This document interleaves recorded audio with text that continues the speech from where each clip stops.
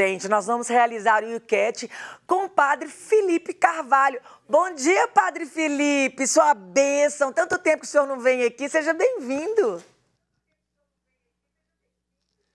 Bom dia, Moninha. Bom dia você que está conosco no Manhã da Piedade.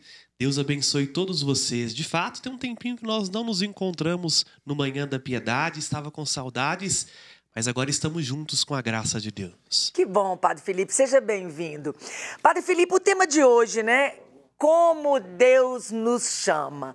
Eu pergunto para o senhor, qual o significado que tem o Novo Testamento para os cristãos? Boninha, o Novo Testamento, ele significa, vamos dizer assim, a plenitude da revelação para os cristãos. O Novo Testamento nos comunica o grande dom que Deus comunicou, vamos dizer assim, à humanidade através da pessoa de Jesus. No Novo Testamento nós temos a garantia de que o Antigo Testamento foi comprovado, realizado, e o testemunho mais palpável acerca da ressurreição. Padre, quando a gente olha para o Antigo Testamento, a gente vê Deus formando um povo com guerras, né? Com uma mão pesada às vezes. É como que Deus se revela no Antigo Testamento? Moninha, Deus, vamos dizer, a linguagem técnica, ela é um pouco estranha. Deus se revela prototipicamente. O que é isso? Através de figuras no Antigo Testamento. Um tipo é uma espécie de selo. Talvez eu esteja no modo antigo, mas para você ter a imagem concreta do que é o tipo. Quando a gente tem um carimbo, ali tem o desenhozinho, né? E aquele desenho vai ser passado na tinta. A tinta vai carimbar conforme o desenho. Em grego, tipo é o desenho que está no carimbo. Então, no Antigo Testamento, Deus se valia de certas formas para que os homens conhecessem quem ele era e entendessem o seu chamado. Ali no Antigo Testamento, nós vemos em primeiríssimo lugar quem Deus é. E Deus é Pai. O Pai que cria, o Pai que chama a comunhão com ele e o Pai que constantemente intervém na história, apesar dos limites humanos, para que nós possamos conhecê-lo. Está meio que veladamente uma revelação explícita que só o Novo Testamento nos apresenta a partir da pessoa de Jesus. Claríssimo, maravilhoso. Eu acredito que todos os nossos telespectadores entenderam perfeitamente isso que o senhor falou. Adorei a explicação. E aí, padre, a gente vive num mundo, saindo dessa pandemia, né? As pessoas vivem no mundo procurando um sentido de vida. Pergunto para o senhor, então. Para que se a gente está no mundo?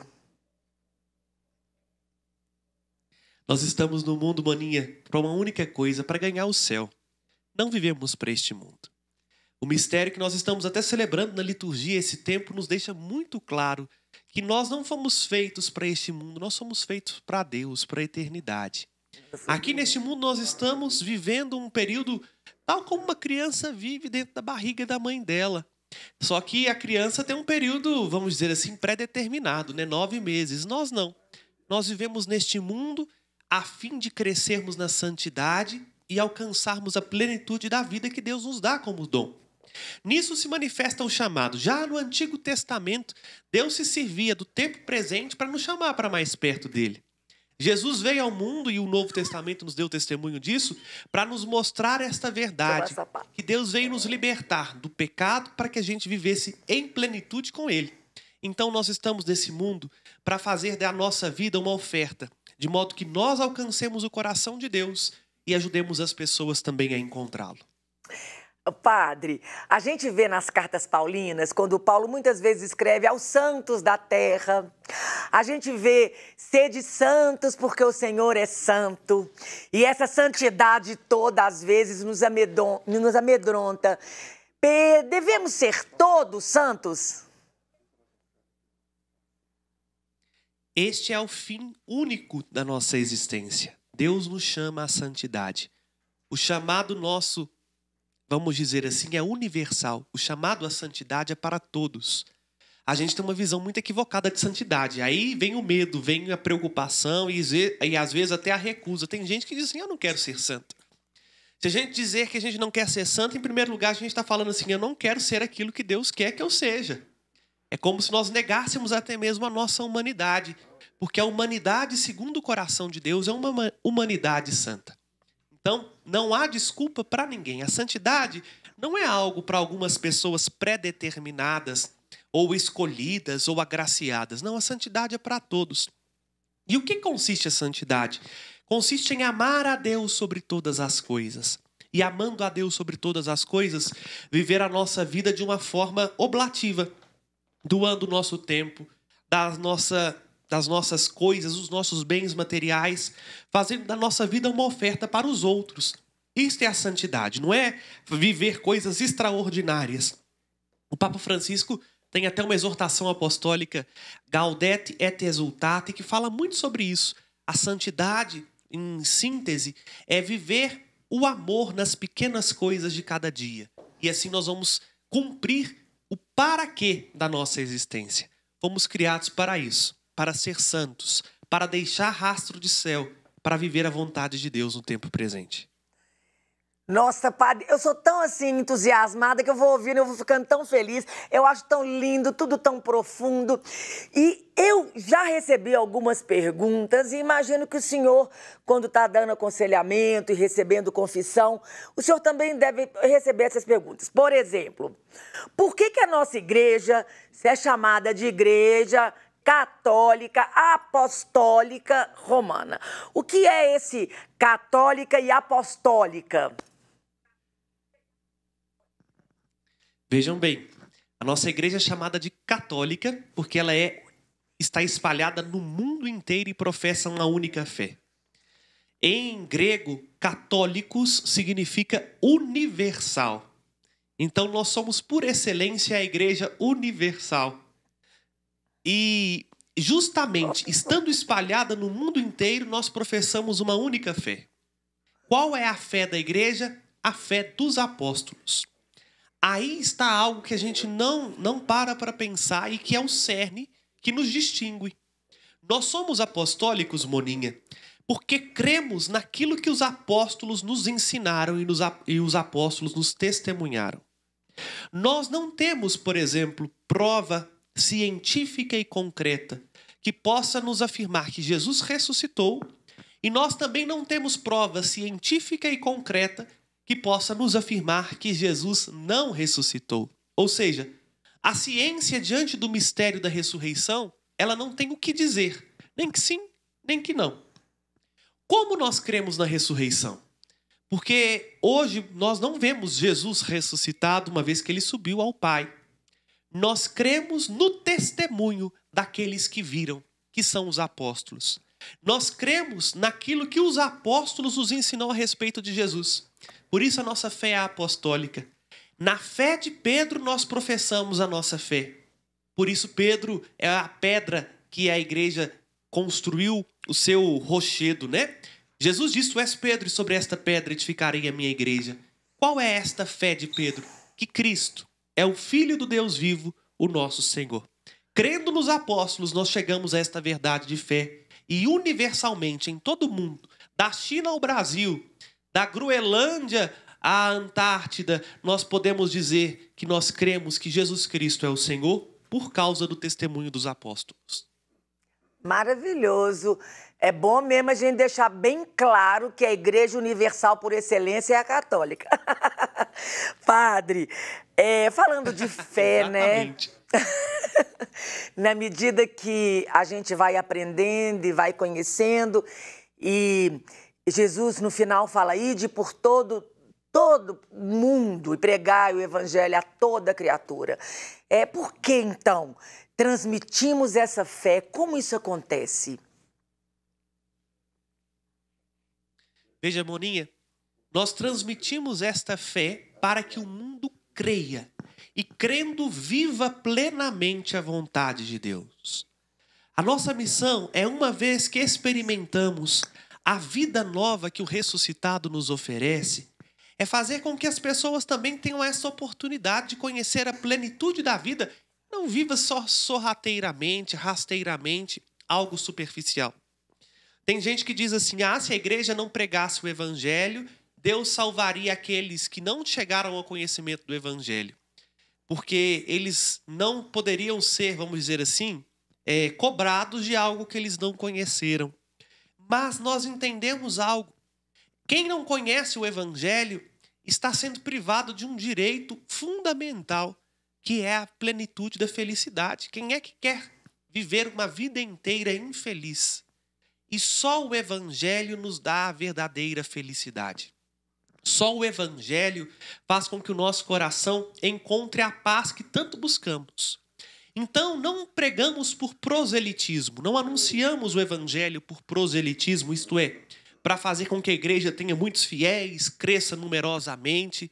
Pregamos o evangelho porque nós cremos que fora de Jesus não há salvação. Fora de Jesus nós vamos viver uma vida inteira meio manca, sabe? Faltando algo.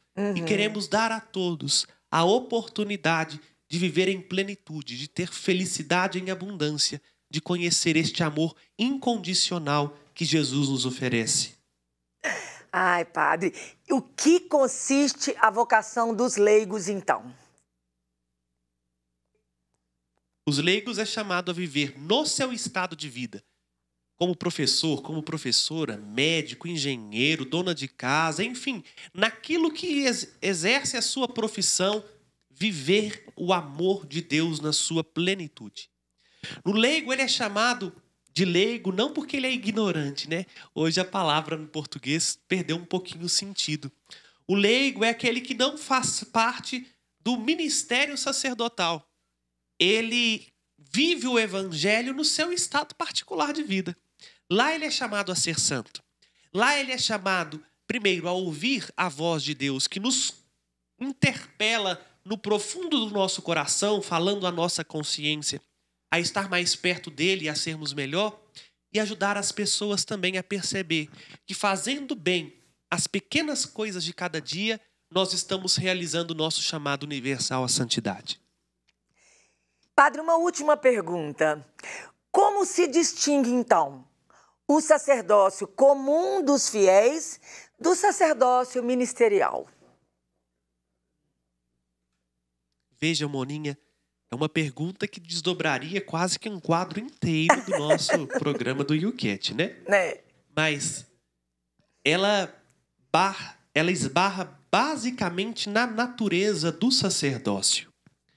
Há um único sacerdote por excelência, Cristo. Jesus é o sumo e eterno sacerdote da nova aliança. Mas o que é sacerdote? Sacerdote é aquele que está entre Deus e os homens. O sacerdote é a ponte na qual os homens falam com Deus e na qual Deus salva a humanidade. Por isso, o eterno e sumo sacerdote é Cristo. Ele é a ponte que liga a humanidade a Deus, porque nele Deus se fez homem e nele o homem chega na plenitude de Deus. Mas veja, nós, uma vez batizados, participamos de Cristo. Somos membros do seu corpo. Ele continua vivo. E o sacerdócio de Cristo, isto é, ele se manifesta no batizado, o que nós chamamos do sacerdócio comum dos fiéis, porque nós podemos falar com Deus.